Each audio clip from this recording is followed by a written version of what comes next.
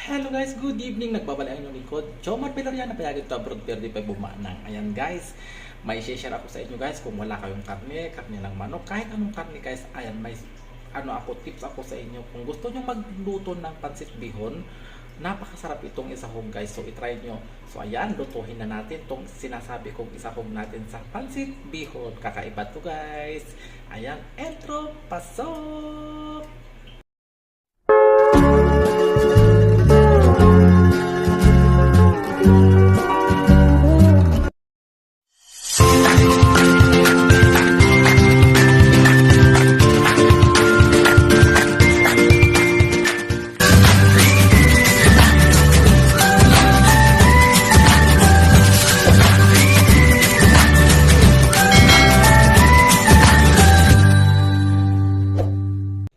Guys, ang gamit kong mantika ay olive oil kasi napakaganda ito sa ating health guys. Hindi mataas sa cholesterol. Hindi tayo makakasakit ng cholesterol dito. Ayan. Paubos na yung aking olive oil. Umpisa na natin magluto ng kakaibang pansit bihon. Napakasarap ito guys. Sino bang nakapag-try na sa inyo ng ganito guys style? Ang nilagay na pangsahog ay sardinas.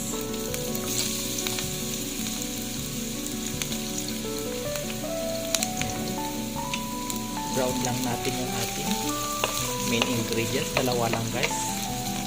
Then mag-add din ako ng chicken powder mamaya.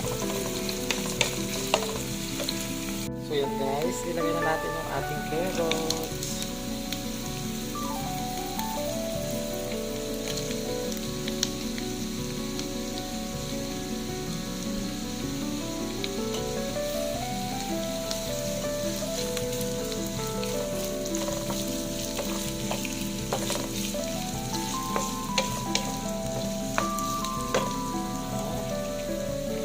Bell pepper,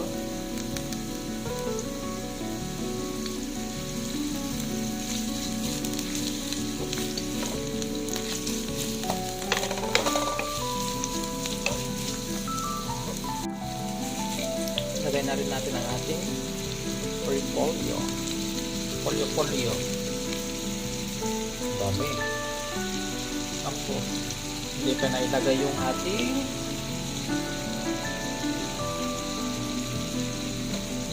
pansit bihon, puno na yung kawali natin. Ayan. So, ayan, mag-add tayo guys na Japanese black soy.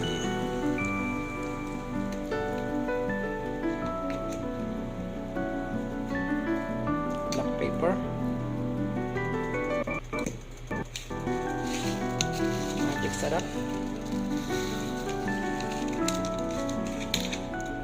Mag-add tayo guys ng oyster sauce para masarap yung ating pansit. Then mamaya mag-add tayo guys ng chicken powder. Saka yung ating sardinas mamaya na yan. Then takpan natin to guys, mag-add tayo ng konting water. So yan guys, nilagay ko na yung ating binabad kong bihon. Ayan. So baka nagtataka kayo bakit ang itim? Kasi ang gamit ko guys ay black soy ng Japan. Ayan, sadyang ganyan lang yan. Pero hindi naman maalat. Ayan. So, ayan, nilagay ko na rin yung ating pampalasa, yung sardinas. Thai sardine yung gamit ko. Kasi wala naman akong mahanap na Philippine sardines. Ayan, so, iano lang natin yung luhit natin yung ating letre stove para hindi mabilis maluto. Yung ano lang natin, hinay-hinay lang.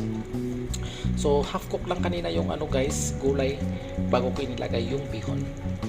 So ayan guys, tikman natin yung ating bihon ala sardinas. Ang ano niya, laman.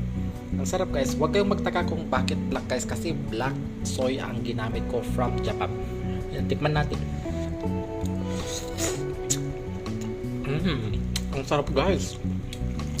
Ang sarap guys. Matamis kasi yung black soy guys, kaya ano, masarap. Kaya kain na tayo guys. Ayan.